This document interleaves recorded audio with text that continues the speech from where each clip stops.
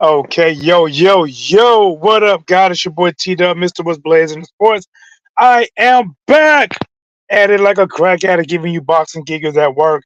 Guys, this is that 15 minutes or less where I give you my very best.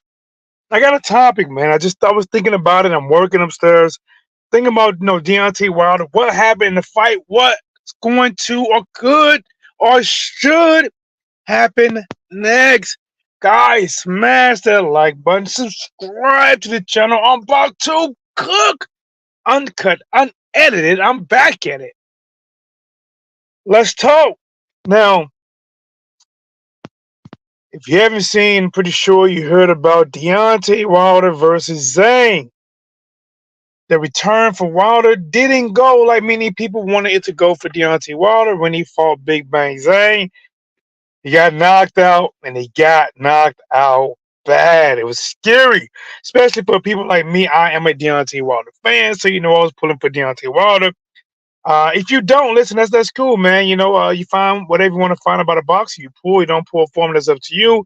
But I want to get into um, what do I feel went wrong? What do I feel Wilder should possibly do next? Now I also understand that everybody got feelings. And none of them really matters. It's what Wilder feels and what Wilder wants to do. But I'm just giving you my thoughts, my perspective. I paid for it. You have the right to speak on it, right? Got a thing in St. Louis called you pay for it, all right? Here's the thing. This is the hard truth, right? Wilder has not been looking well under the guidance and leadership of his former foe and trainer Malik. Now, this is what I think's hard. I believe, and I could be wrong, when Wilder fired Breland, I am not sure how close Wilder and Breland was when it comes to past just being a trainer. I can't say or never heard of Wilder speaking of Breland, and I could be wrong, but it's just of my knowledge, speaking of him as being like a father or a brother. I don't know if I heard that, but I know when Breland did not throw in the towel for the second fight when Wilder fought Tyson Fury, that was all it took for Wilder to say, "Hey, you gotta go," right? And Breland was gone, and Malik was elevated. Now, this is what I think the hard truth comes in. I believe Wilder looks at Malik Scott like a brother, family, maybe even soul brothers. I don't know. I just think they have potentially a close connection. And that close connection could be preventing Wilder from making a very tough decision. And that decision is, my brother gave you a shot. I have not improved. A matter of fact, I have went backwards. I'll keep you around, but I think it's time to make a change at the head of the seat as trainer. I got fired when Breland threw the towel in a fight that I got my skull dented in. And he possibly was only trying to save my life, especially if he seen my skull dented in. I fired him.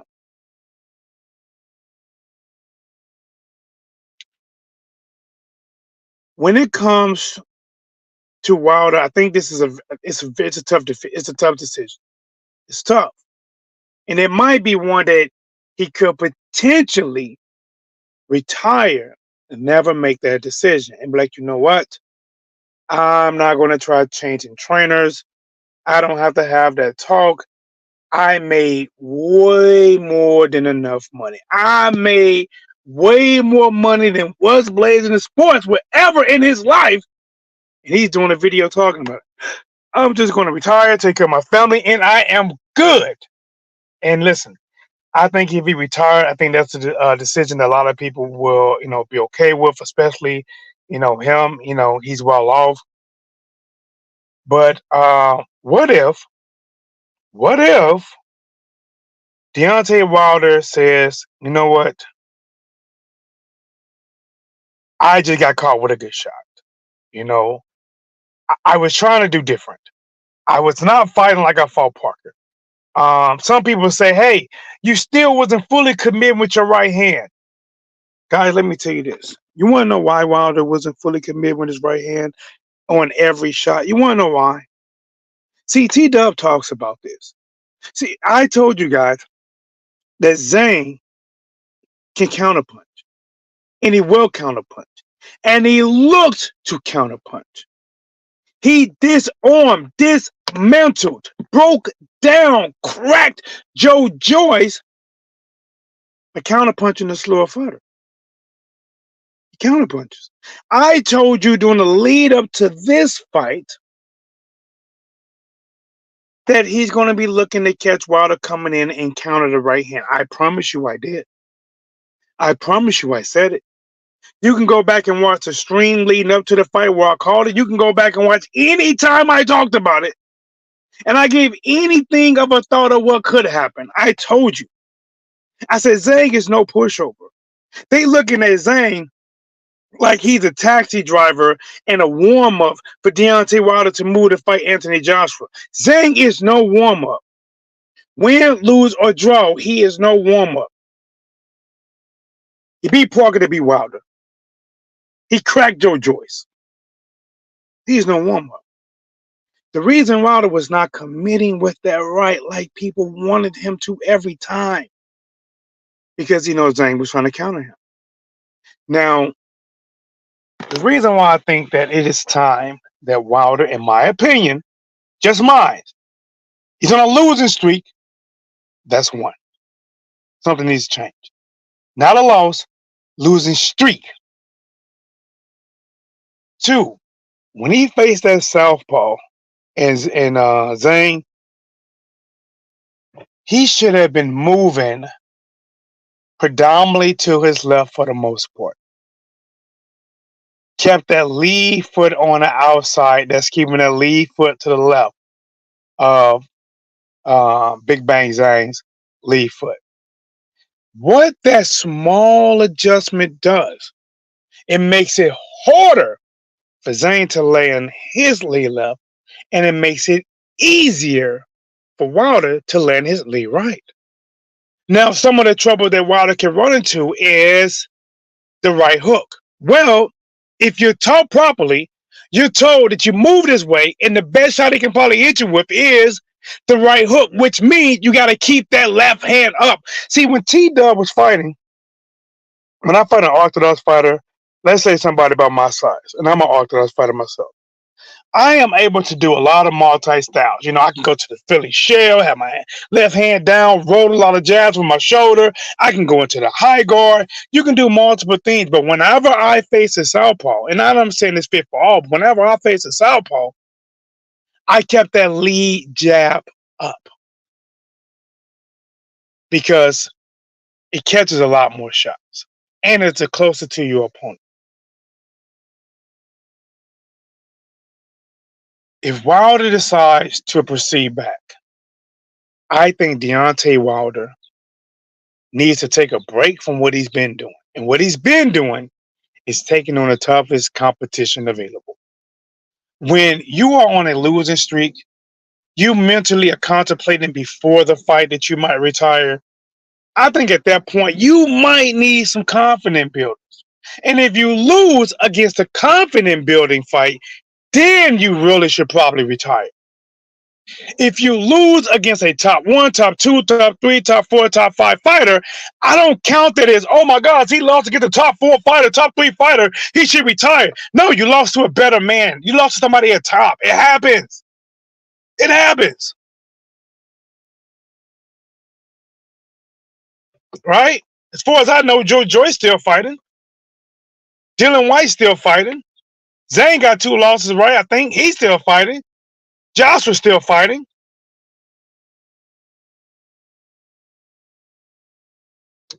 But again, that's a personal decision. It's a personal decision.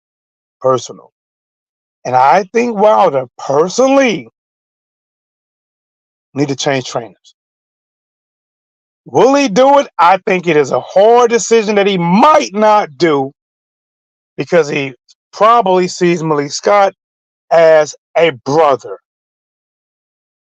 Hey, man, we got this together.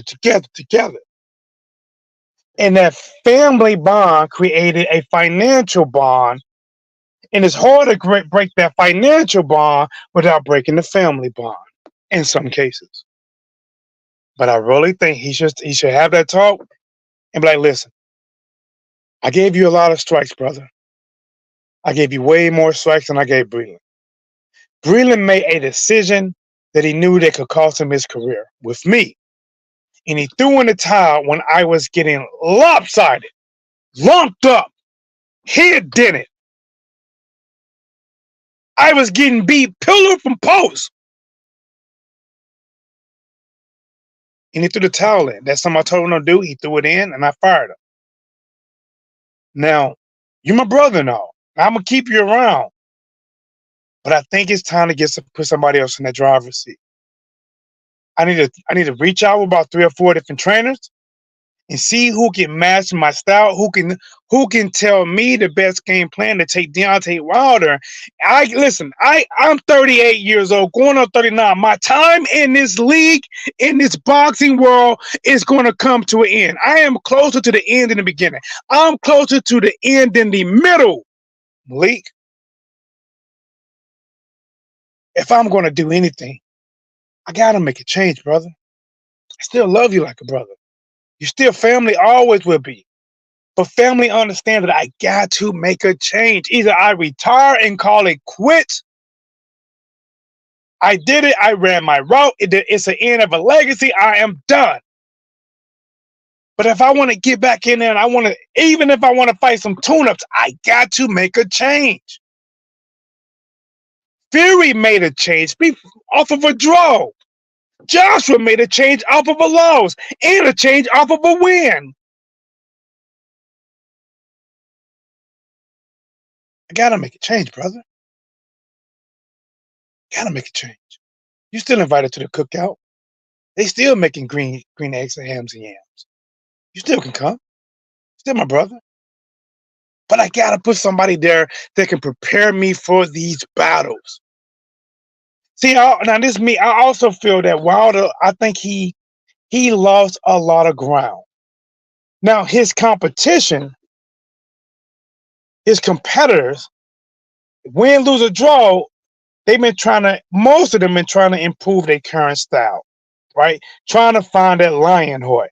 Joshua, when they found his lion heart, pushed forward. Tyson Fury, when they found the lion heart, pushed forward. Except for the Usyk fight, he was boxing more, and it cost him. Daniel DeBar, who got shitted on for being, not showing heart, being a quitter. What did he do? Push forward, fought hard like a warrior. What's up, champ? He needs that old white dude back. He needs to be what got him to the WBC belt, big right hand. I gotta get on the right, guys. I'm gonna step up for a second. You guys know how to do it. This is supposed to be 15 minutes or less, so that means I got like a minute or so to cook. But I'm gonna take a quick walk, real quick, guys. How's it going? I'm out here, man. I'm in Missouri, St. Louis. These cicadas are crazy. But let's get that talking in. See, the guy that he originally had, I think one of the best trainers was Berlin. Is actually the black guy. I think Berlin was the more knowledgeable trainer, also a former champion. But he fired him because he threw the towel in, and I think he might have believed he was maybe working with the competition. I don't 100% know full on that or not. But when it comes to Wilder, like, to be honest, when he fought Zane, I can see Wilder was trying to be different. I did not see the Parker Wilder. I didn't see it. I did see a Wilder that wanted to keep Zhang at a distance. Um, I saw a Wilder who tried to start all right. What the hell was that? The hell? Oh, some crows. Some crows are attacking a hawk. Two big crows. I'm like, what the hell is that screaming? Two big crows and a baby crow. I'm like, was attacking a hawk in the sky. I could hear the scream. Um, so Wilder. Oh, man, I'm sorry, guys. That's my train of thought to hear that. It was chasing. It was on his head, boy. That's I'm telling you right now, man. Nature is crazy, man. Nature is crazy. See, people think that, oh, nature is peaceful. No, it ain't, man. Nature truly is a dog eat dog world. Like people think, oh, fish are just trying to swim. No, they're not. Fish trying to eat other fish all day. Why do you think most fish don't make it? Babies don't make it. Something else ate them. Then something else ate them, and something else ate them. It's a dog eat dog world, man. Dog eat dog world. Let's get back to this boxing. Wilder in the Zhang fight, I think he really was trying. He was trying to be different, but I don't think he was equipped. I don't think he was equipped and fully prepared with the tools he needed. I think Zhang was trying to key in on the right hand, and there are some things I think Wilder could have did to make that right hand more successful. See, when you're going against a counterpuncher is going off of your movement, which means a lot of times a lot of feinting, false movements, and turning with the shoulders will freeze him up. See, you got to get a counterpuncher to not know when you're going to go. You have to get them to always think. Because the counterpuncher, they're waiting. Like, oh, soon as I see that right hook come, I'm throwing the right. I'm throwing, man, see that right hand come, I'm throwing the right hook. Soon as I see that jab come, I'm throwing the left hook. You know what I'm saying? They're keen on that. And you could tell because, like I said, Zane didn't throw a whole lot of punches for him. He was looking to keen and catch Wilder. Just like when he had Wilder in the corner, Wilder was trying to come back with an uppercut himself, and he hit Wilder as soon as he opened up. A counterpuncher is looking for those openings, and most openings are when somebody is actually throwing punches. But should Deontay Wilder, let's get to the end of this. Should Deontay Wilder, should he retire? You know, I'm going to give me some to eat too. Walk to the store. Should Deontay Wilder retire or should he continue on? I don't have that answer because I think both of them could be successfully done. Both of them. I think if he retires, you know, he had a run. He was a champ for a long time. You know, he did it. But if he returns, I think at a bare minimum, he got to say, okay, I took this loss, whatever suspension they give him for being knocked out. I think Wilder should get back to, back-to-back fights. But I think those back-to-back fights should be winnable fights. I think he needs to switch trainers, get somebody that can mesh, that can take the old Wilder style, but make some critiques to it and actually game plan, probably better for each opponent. Because Wilder right now mentally he's suffering. He has some losses in a row. He got the Robbie Helenius win, but that win was, it was a one shot in the corner. We don't know how the fight would have happened or went on if he would have continued, or didn't get that knockout. So I think he definitely should switch trainers. It's going to hurt him taking this loss because he might not be able, if he does a pay-per-view event, he probably can't headline it. He probably have to be a co-main event. Now, if it's something that they're going to throw on, let's say just a regular DAZN or just a regular Amazon as a fight itself, then he probably can headline that. But you got to understand, when you're losing like that and losing in the way you're losing, he might have to build back up a little bit, and that's okay. Get you those soft touches. Go get you a soft touch. Fight somebody about 6'6". Let them put somebody in front of you that you can line up. Get you a new trainer. Knock him out. Afterwards, once you knock him out, they're gonna ask you about, do you want Joshua? Just say, hey, I'm getting back in the swing, getting handle. Well, I'm getting used to my new coach. If that's a fight next, I'll take it. But we're still learning. You gotta say what's politically correct.